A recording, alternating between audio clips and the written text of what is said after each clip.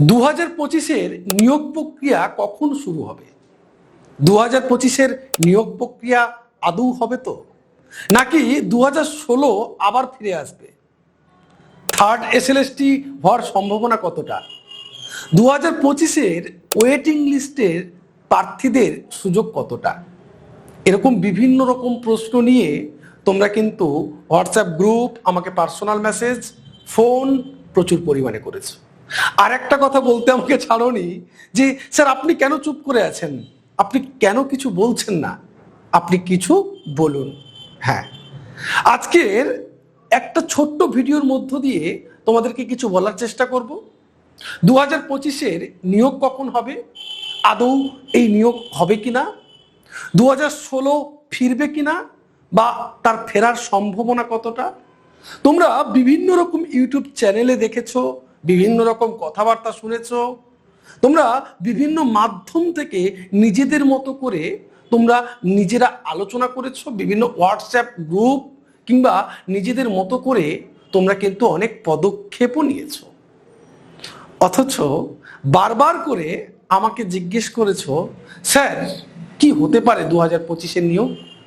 আজকের সেই বিষয়টা নিয়ে যারা টেনশনে আছো, যারা হাইপার টেনশন করছো, যারা খুবই চিন্তাগ্রস্ত হয়ে পড়ছো, একেবারে ভেঙে গেছো মন থেকে যে এমপ্যানেলড হওয়া সত্ত্বেও আমরা চাকরিটা আদৌ পাবো তো, তাদের জন্য আমি প্রথম থেকে বলেছিলাম, আজ এখানে দাঁড়িয়ে বলছি যে 2025 সালের নিয়োগ হবে। এটা আমি আমার বিভিন্ন হোয়াটসঅ্যাপ গ্রুপে বলেওছি বারবার করে। আজকের হয়তো অনেক দিন পর ইউটিউবে তোমাদের এই বিষয়টা নিয়ে ভিডিও করতে এক প্রকার বাধ্য হচ্ছি, কারণ আমি চুপ ছিলাম না। আমি আমার হোয়াটসঅ্যাপ গ্রুপগুলোতে জানিয়েছি, আমি আমার মতামত ব্যক্ত করেছি, কিন্তু এই বিষয় নিয়ে ভিডিও করার প্রয়োজন মনে করিনি। কিন্তু বারবার করে তোমরা বলার জন্য আজকের এই ভিডিওটি করার প্রয়োজন মনে করছি, কারণ অনেক স্টুডেন্ট আমার রয়েছে যারা কিন্তু খুব চিন্তাগ্রস্ত, যারা খুব টেনশন করছে যে আদতে এই নিয়োগটা হবে তো। অনেক কষ্টের মধ্য দিয়ে, অনেক সময় পার করার মধ্য দিয়ে 10 বছর বাদে একটা পরীক্ষা পেয়েছি, বেকারত্ব জীবন, বেকারত্বের জ্বালা থেকে মুক্তি পাওয়ার এই একটা মাত্র পথ এমপ্যানেলড হয়েছি, তাও চাকরিটা নিয়ে অনিশ্চিত একটা জায়গায় দাঁড়িয়ে রয়েছে। এটা অনেকে তোমরা হয়তো ভাবছো, কিন্তু অনিশ্চিতের কোনো জায়গা নেই বা অনিশ্চিতের কোনো প্রশ্ন নেই। কারণ আমাদের নতুন সরকার এসেছে, তাকে স্বাগত জানাচ্ছি। নতুন সরকারের মন্ত্রী এখনো গঠিত হয়নি, কে কোন মন্ত্রী হবে মন্ত্রীদের লিস্ট দিয়েছে, কিন্তু কোন দপ্তর কার কাছে যাবে সেটা নিয়ে কোনো রকম আমাদের কাছে স্পষ্ট কোনো ধারণা নেই বা এখনো পর্যন্ত সেটা তৈরি হয়নি। তাই আজকের সম্ভাবনা আছে যে মন্ত্রীদের লিস্ট আমরা পেয়ে যাব। কে শিক্ষামন্ত্রী হচ্ছে, কে স্বাস্থ্যমন্ত্রী হচ্ছে, এই বিষয়গুলো আমরা জানতে পারবো। আমরা জেনেছি যে উচ্চ শিক্ষা দপ্তর এবং স্কুল শিক্ষা দুটি শিক্ষামন্ত্রী আমরা পেতে চলেছি। এখানে নামটাও আমাদের কাছে একটা রয়েছে, কিন্তু সেটা যতক্ষণ না স্পষ্টভাবে বলা হবে এবং তার পরবর্তীতে কি পদক্ষেপ নেয় সেটা যতক্ষণ আমরা দেখতে পাচ্ছি, ততক্ষণ কোনো মন্তব্য করা আমার পক্ষ থেকে ঠিক হবে না। এবারে আমি কয়েকটা কথা বলবো যেখানে আমাদের বোঝার বিষয় আছে যে 2025 কেন আটকানো যাবে না, কেন 2025 নিয়োগ হবেই হবে। হ্যাঁ, হয়তো দেরি হবে, আগস্টের মধ্যে নিয়োগ কমপ্লিট করা কোনোভাবেই সম্ভব নয়, সেই নিয়োগ হতে হতে ডিসেম্বর হয়েই যাবে। সুপ্রিম কোর্ট থেকে অর্ডার আছে যে আগস্টের শেষ পর্যন্ত শিক্ষক যারা রয়েছে 2016 সালের তারা বেতন থাকবেন, স্বপদে বহাল থাকবে। কিন্তু তারপরে আমরা আশা করছি যে রাজ্য সরকার হয়তো সেটা এক্সটেনশন করতে পারে সুপ্রিম কোর্টের কাছ থেকে একটা অর্ডার নিয়ে এসে। কিন্তু 2025 সালের এই নিয়োগ কিন্তু হতে চলেছে আর কিছুদিনের মধ্যে। যারা রেকমেন্ডেশন নিয়ে বসে রয়েছে, হয়তো অনেকে ভাবছে রেকমেন্ডেশনের সময়সীমা পেরিয়ে গেছে, সেটা এক্সটেনশন করার দায়িত্ব কাদের? এসএসসি অর্থাৎ কমিশনের হাতে। সেটা কিভাবে তারা করবে, সেটা যতক্ষণ না চেয়ারম্যান গঠিত হচ্ছে তোমাদের কাছে একটা সুখবর, তোমরা প্রত্যেকেই ইতিমধ্যে জেনে ফেলেছো যে বিভিন্ন যে রিজিওনাল যে অফিসগুলো রয়েছে, সেই রিজিওনাল অফিসগুলোর কিন্তু চেয়ারম্যান কারা কারা হবে সেটা কিন্তু নির্দিষ্ট করা হয়েছে। অর্থাৎ আমরা বলতে পারি এসএসসির যে কাজকর্ম সেটা কিন্তু চলছে।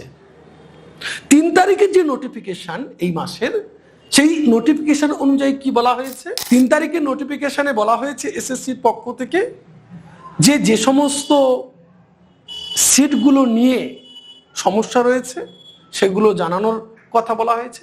অর্থাৎ আমরা বুঝতেই পারছি যে কাজ কিন্তু চলছে। সরকার কি ভাবতে পারে, কি ভাবছে 2016 ফিরবে কিনা, বা 2025 যদি নিয়োগ হয় সেখানে কতটা ওয়েটিংদের সুযোগ থাকবে, এই ভিডিওটা কিন্তু তোমাদের প্রত্যেকের জন্যই। 2016 ফেরার চান্স যতটা নয়, 2025 নিয়োগের চান্স তার থেকে শতভাগ বেশি বলতে পারি। কারণ যে আইনি জটিলতা, বৃহৎ আইনি জটিলতা, একবারও সরকার বলেনি যে নিয়োগ প্রক্রিয়া হবে না, নিয়োগ প্রক্রিয়া চলবে না। স্তব্ধ করার কথা কোথাও কিন্তু এখনো পর্যন্ত বলা হয়নি। কারণ সুপ্রিম কোর্টের অবজারভেশনে এই প্রক্রিয়া চলছে, এটা চলতে থাকবে, চলবে। হয়তো দেরি হওয়ার কারণে আমাদের মনে একটা সংশয় তৈরি হয়েছে যে আদতে হবে তো, বা এখনকার যে মুখ্যমন্ত্রী পূর্বতন সময়ে বলেছিল যে এই প্রক্রিয়াটা একটা অবৈধ প্রক্রিয়া, এই পরীক্ষাটাও বাতিল হবে, এরকম কমেন্ট করেছিল।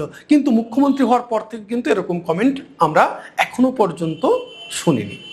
তার জন্য বলতে পারি যে 2025 কিন্তু নিয়োগ প্রক্রিয়া শুরু হবে, সেটা শিক্ষামন্ত্রী গঠন হওয়ার পরে এবং আমাদের এসএসসি চেয়ারম্যান আসার পর ধীরে ধীরে কিন্তু নিয়োগ প্রক্রিয়া শুরু হবে।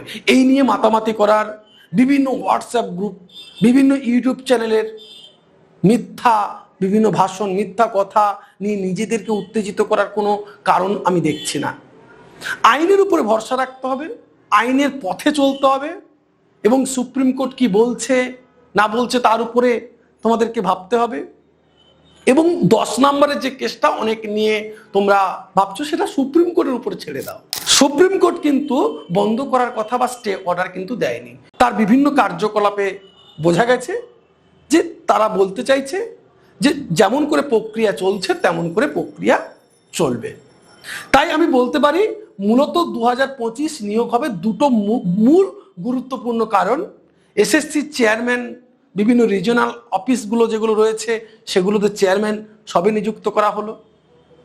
দ্বিতীয় হচ্ছে 3 তারিখের যে নোটিশ তোমরা দেখেছো, সেখানে যেভাবে ধীরে ধীরে কাজ করার চেষ্টা করছে সেটা, তার উপর ভিত্তি করে এই নিয়োগ প্রক্রিয়া কিন্তু চলতে থাকবে। তারপরে হচ্ছে ওয়েটিংদের সুযোগ কতটা থাকবে। আমাদের বিশেষ করে যারা রাষ্ট্রবিজ্ঞানের স্টুডেন্ট তোমাদেরকেই বলছি, ওয়েটিংদের একটা বিশাল সংখ্যক তোমরা কিন্তু সুযোগ পাবে।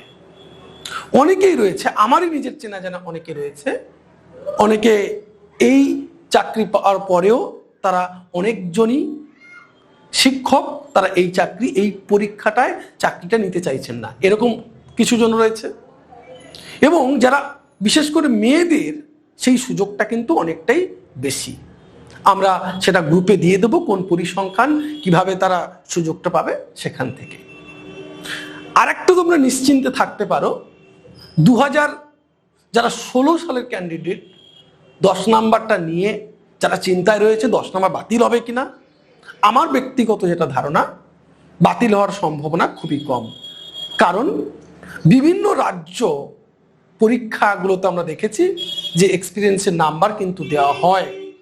সেই জায়গা থেকে আমি বলতে পারি যে 10 নাম্বার বাতিল হওয়ার সম্ভাবনা কম, কিন্তু সেটা সম্পূর্ণ সুপ্রিম কোর্টের উপর নির্ভর করছে। 10 নাম্বার বাতিল হবে কি হবে না তার উপর নির্ভর করছে, কিন্তু তার জন্য নিয়োগ প্রক্রিয়া থমকে থাকবে না। আর যারা যোগ্য, এটা আমার সম্পূর্ণ ধারণা, আমি বিশ্বাস করি এবং আমি মনে করি সেটা হওয়া উচিত, যারা 2000 সালের যোগ্য ক্যান্ডিডেট অথচ তাদেরকে এই কর্মযজ্ঞে তাদেরকে সামিল হতে হয়েছে এরকম একটা পরিস্থিতি তাদের শিকার হতে হয়েছে পূর্বতন সরকারের জন্য। যারা যোগ্য অথচ তারা এই পরীক্ষায় উত্তীর্ণ হতে পারেনি, তাদেরকে নিয়ে আমি বলবো, সরকারের কাছে আবেদন করব যে সরকার সেটা নিয়ে ভাবুক, সরকার তাদেরকে কিভাবে বহাল করবে। এবং যারা অযোগ্য প্রার্থী, আমরা ওএমআর দেখে যেটা বুঝতে পারছি, যারা ওএমআর দেখে যেটা আমরা দেখছি আর কি, সেখান থেকে যদি সরকার মনে করে যারা অযোগ্য এই প্রার্থীরা রয়েছে তাদেরকে বাতিল করে, যারা যোগ্য ক্যান্ডিডেট রয়েছে, যারা যোগ্য শিক্ষক শিক্ষিকা রয়েছে তাদেরকে শপথে বহাল রাখুক, এটা আমার পক্ষ থেকে আবেদন। আশা করছি তোমরা বুঝতে পারছো যে এই নিয়োগ প্রক্রিয়া দেরিতে হলেও শুরু হবে। আর একটি কথা তোমাদেরকে বলে রাখি, আর 10 দিনের মধ্যেই তোমরা অনেক ভালো খবর পেতে চলেছো এবং পাবেও, এবং নিয়োগ প্রক্রিয়া ধীরে ধীরে শুরু হবে।